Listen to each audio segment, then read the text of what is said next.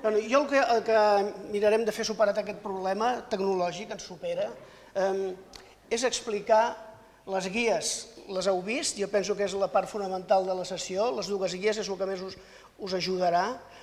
Jo intentaré donar una miqueta de continuïtat a la ponència del Marc, oi? Necessitem comunicar. Evidentment que necessitem comunicar, i vosaltres sou la infanteria aquí, en els ajuntaments, us venen a tots. Molts promotors ni tan sols us informen dels projectes que volen fer, cosa que és un error tremendo i de manual. La primera feina que haurien de fer els promotors és anar a veure-us a vosaltres i explicar què volen fer en el terme municipal sobre el que teniu jurisdicció.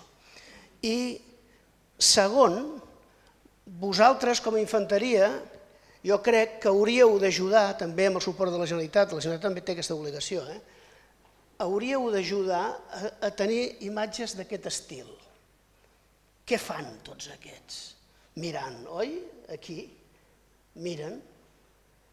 No he posat les fotografies dels jubilats que hi van amb càmpers, amb termos i amb entrepans per poder passar una bona estona mirant això que està succeint aquí.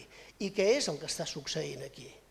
Doncs s'està muntant un molí de vent de propietat comunitària i no un aerogenerador qualsevol, sinó el més gran d'Europa posat sobre terreny.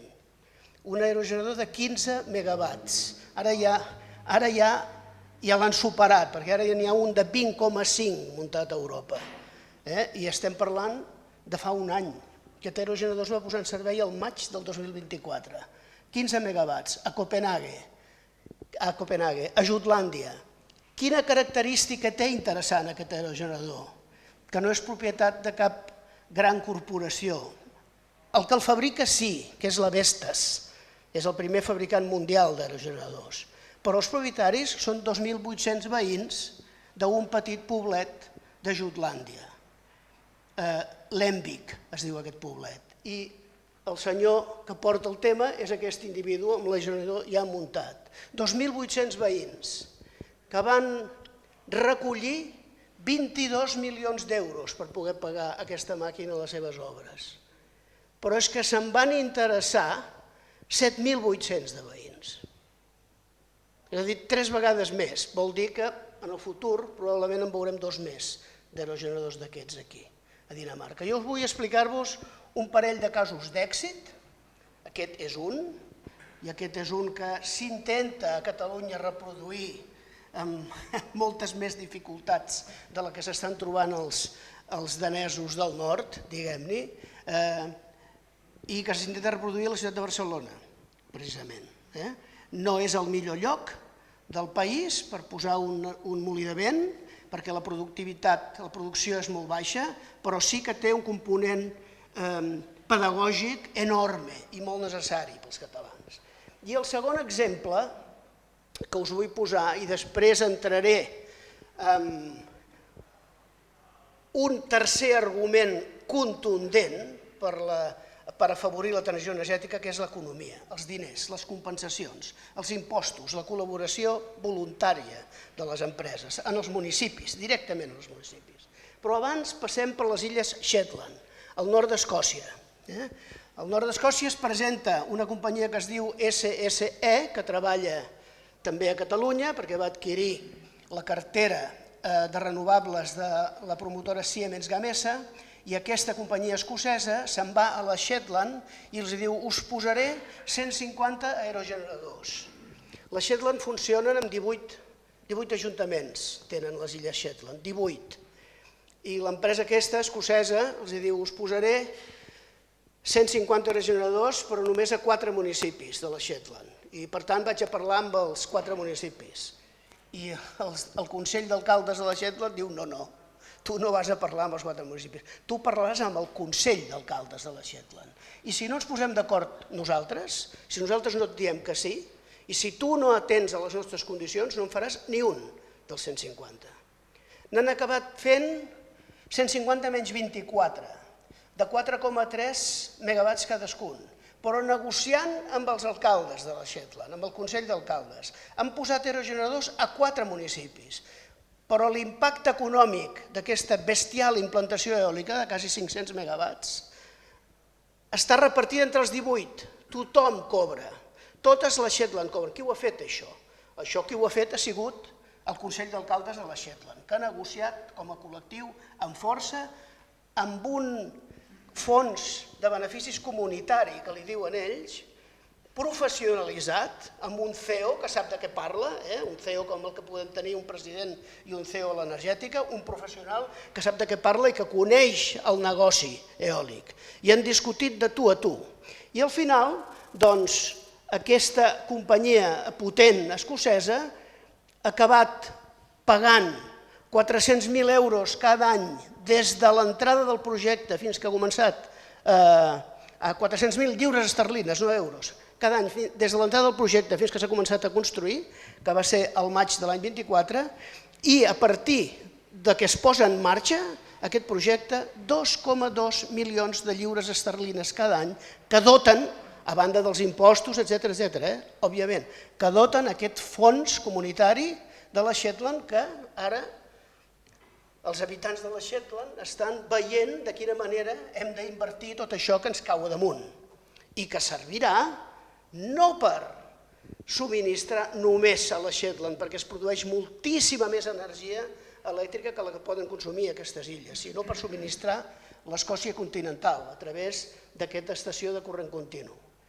Aquest és el resum, hi ha un pla de negocis anual, és el resum del fons comunitari, el que es gasten, el que ingressen i el que es gasten. La primera inversió va ser 200.000 lliures esterlines per fer un escàner per consultes mèdiques que obligava, la no existència d'aquest material obligava que cada any 600 habitants de la Shetland havien d'anar-se'n a Escòcia continental a passar la revisió mèdica.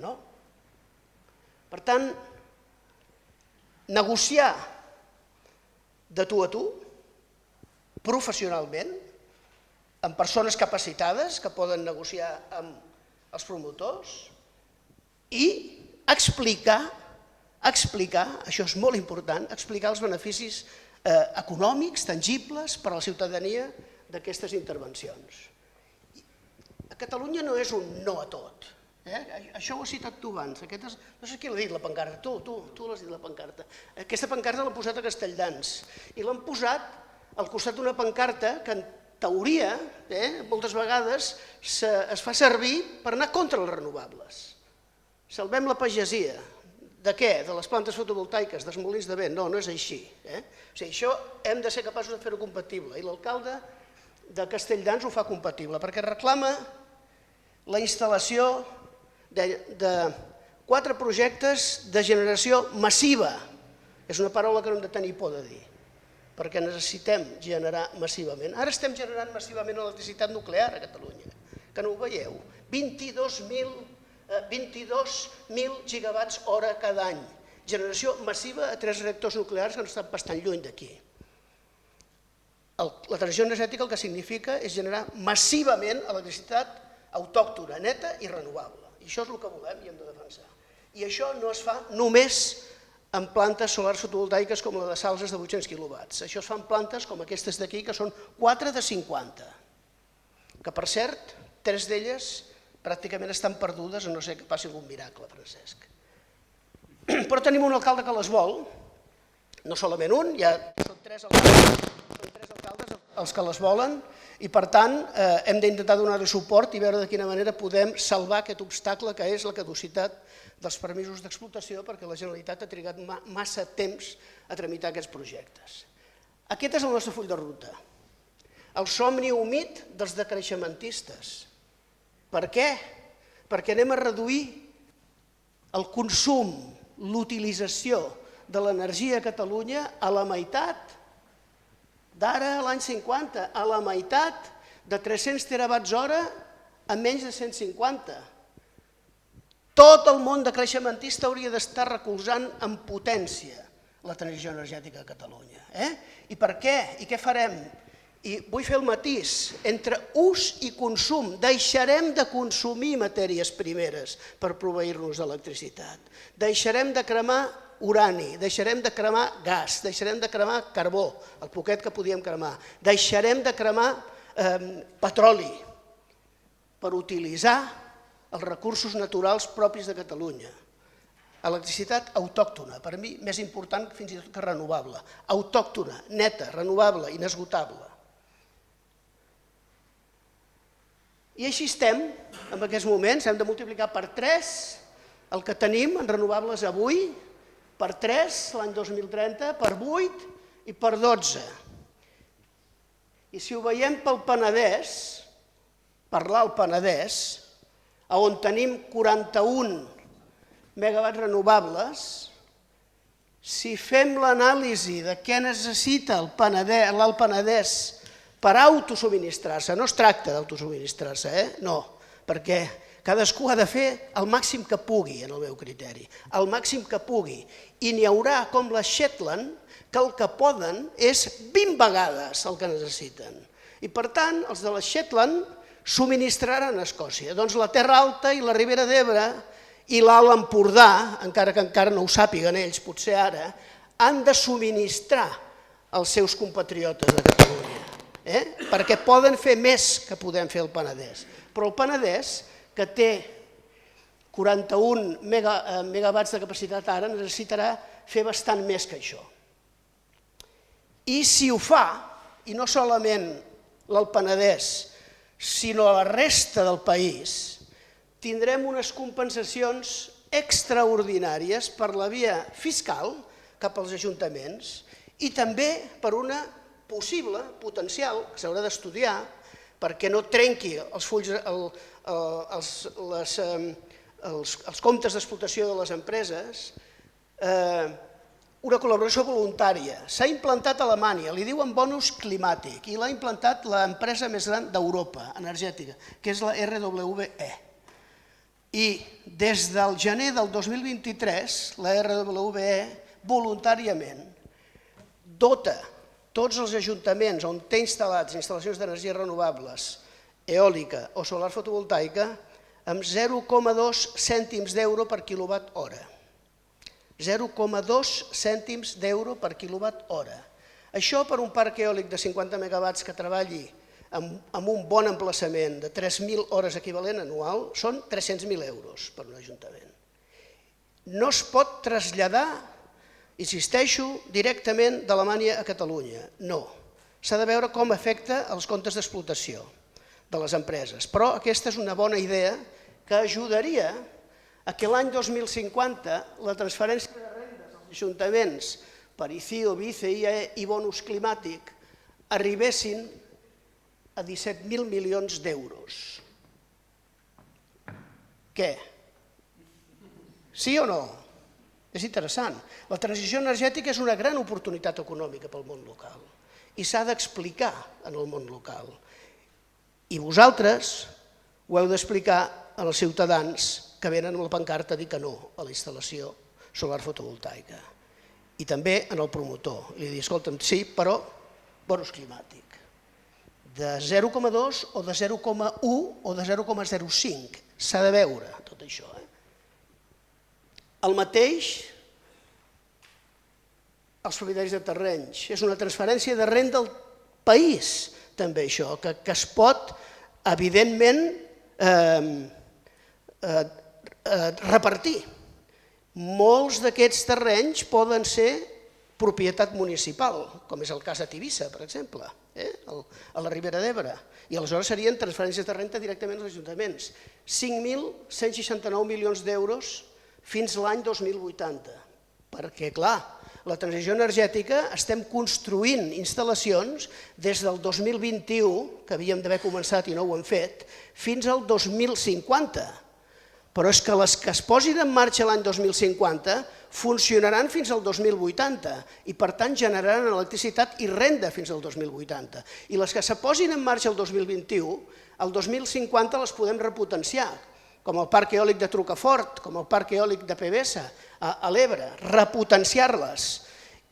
Amb la mateixa potència, però el parc eòlic de Trucafort generarà el doble d'electricitat que la que generen els 91 molins que hi ha instal·lats ara petits.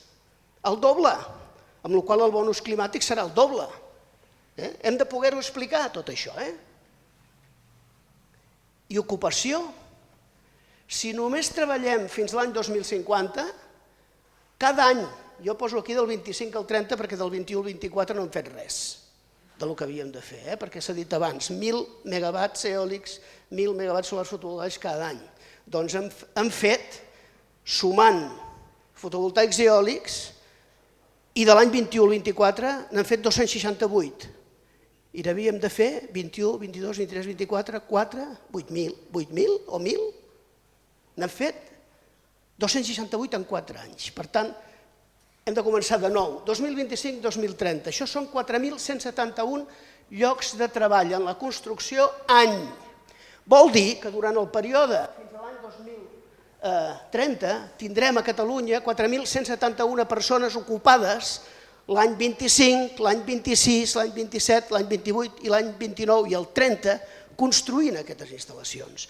I a més tindrem fins a 8.506 persones en ocupació directa en operació i manteniment, que s'ha de multiplicar per 2, perquè el factor de multiplicador, hi ha un factor multiplicador 1 per llocs de treball indirectes i per induïts. I per tant, els llocs de treball permanents que generarà la transició energètica a Catalunya, si la fem seguint els objectius de la PROENCAT, ens donarien 8 per 2, 16 més. 16.000 més, per tant 24.000 persones que podrien estar treballant aquí. I això ho hem de fer en 6 anys, perquè com que del 21 al 24 no hem fet res, ho hem de fer en 6 anys. I del 25 ja portem 3 mesos cremats, en 6 anys. És possible fer-ho en 6 anys? Bé, doncs hi ha uns individus que sí que ho han fet en 6 anys, que són els neerlandesos. Això és gas.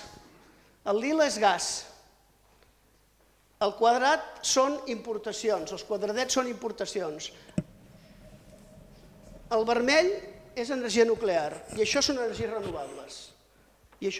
renovables. I fixeu-vos... Culpa meva. I fixeu-vos com puja a partir del 2018. A partir del 2018 les renovables eren el 15%. El 2024 les renovables són el 15% a Catalunya, de tota l'electricitat. Ells ho tenien el 2018. 6 anys són els que han trigat de passar del 16% al 53% el 2024. 6 anys són els que ens queden a nosaltres. Per tant, és possible fer-ho, però hem de ser neerlandesos, nois i noies. Hem de ser neerlandesos. Serem neerlandesos, Francesc?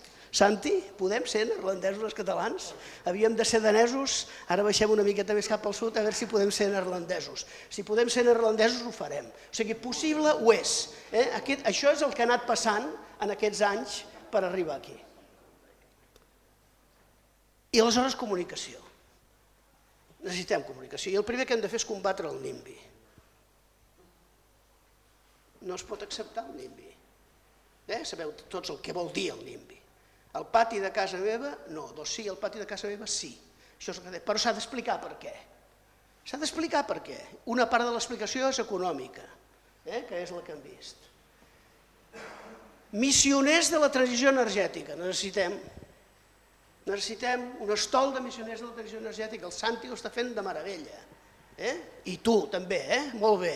I el del Joan també, però és més farragós el del Joan. Però també cal fer-ho, el del Joan. És molt important que hi hagi guies. L'oposició fa soroll, però nosaltres som més. I ens hem d'explicar. I l'oposició moltes vegades té raó, perquè hi ha promotors que són uns autèntics salvatges, que no pot ser que els municipis se n'assabentin per la premsa de que en el terme municipal es vol fer un projecte. La sort és que de promotors n'hi ha molts i per tant podem ser selectius i els que no ens agradin treure'ls. Però l'administració també ha de fer, en el meu criteri, algun canvi. Jo no conec tant els ajuntaments, conec més la Generalitat i la Generalitat no pot ser que no agafi el telèfon quan truca un promotor. Perquè això jo he sentit gent de la Generalitat dir-ho en públic. No agafem el telèfon, perquè no podem, perquè no volem, no està clar. Però no agafem el telèfon, doncs no, això ha de tenir solució. ha de tenir solució, i la solució ens la dona la Dinamarca del Nord. Nom, correu electrònic i telèfon directe de la persona responsable de tramitar el projecte, amb una web, perquè això és pressió. Però clar, tu el que no pots fer és tenir una Direcció General d'Energia, i ja em perdonareu, no pots tenir una Direcció General d'Energia que rep al·legacions per part de la Unió de Pagesos a tots els projectes fotovoltaics que ocupen més de 8 hectàrees amb una sola jurídica. Això és impossible. N'hi ha d'haver 40 de jurídics allí per contestar això. Parc eòlic marí de Rampion. 2, perquè ja n'hi ha un que es diu Rampion. Davant d'on? Davant de la costa de Brighton. Sabeu què és Brighton? Segur que us sona. És on anava el Poirot, l'Hercule Poirot, a passar les vacances. El detectiu belga, passava les vacances allà. La primera destinació turística del Regne Unit. Davant de les costes de Brighton ja hi ha un parc eòlic marí de 400 megawatts. Ara n'acaben d'aprovar un altre de 1.200. Sabeu quant de temps han tardat els britànics a tramitar un parc eòlic marí de 1.200 megawatts a 8 o 9 quilòmetres de la destinació turística més important del Regne Unit? 1 any i 4 mesos. Per què? Perquè tenen recursos, perquè s'ho prenen en sèrio, cony. Perquè la transició energètica és el programa més important que té Catalunya avui, probablement. Per tant, posem-nos-hi. Ja estic acabant. Ja estic acabant. Encara és ministre d'Economia i Clima d'Alemanya. I quan va fer aquesta foto era ministre, el Robert Habeck. La primera paraula, important per fer la transició energètica, il·lusió. Aquest home té il·lusió i la tenia per fer-la. La segona, important, desacomplexament. Cony, que estem al bando dels bons, cony. La transició energètica, els bons som nosaltres, cony. Hem d'explicar-ho i justificar-ho, evidentment, però hem de tenir la creença de què ho som. No té complexa per posar-se un mono que posa Siemens Gamesa i no té complexa per ensenyar un aerogenerador, el Robert Habeck. No en té. I després, il·lusió, desacomplexament, lideratge i determinació. I així ho farem, això. Gràcies.